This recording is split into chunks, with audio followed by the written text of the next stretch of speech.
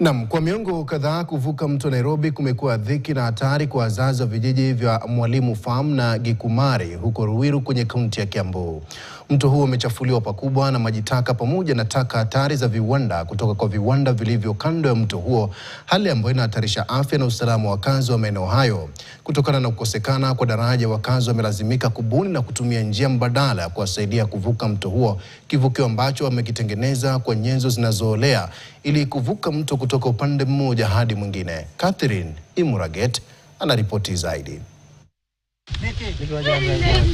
Huu ni mto Nairobi, mto hatari, mchafu, umejaa wanyama hatari wa majini na umechafuliwa sana na maji taka pamoja na taka hatari za viwandani. Mto huu unagawa vijiji vya Mwalimu Farm na Gikumari, Ruiru, kaunti ya Kiambu.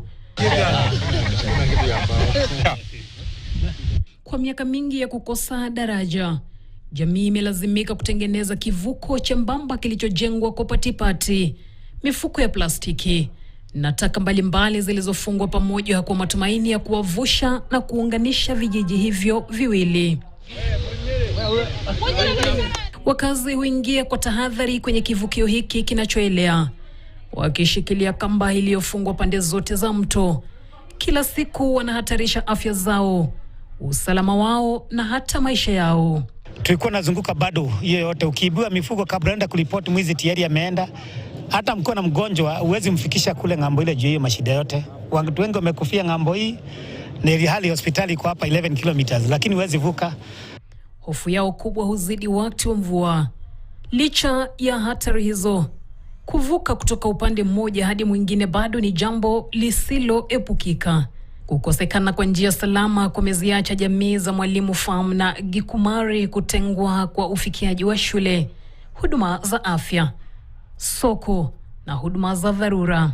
Sasa wakati maji iko mingi, mimi nakuwaga na shida mingi juu sasa watu hawezi vuka pande hii juu hii kamba maji ikivuruta, wajua maji inaenda mpaka huko juu. Sasa maji kwa mingi mtu hawezi vuka. Hata hivyo, matumaini sasa yanaonekana baada ya serikali kuingilia kati kwa kuanzisha mpango wa kujenga daraja la kisasa juu ya mto huu.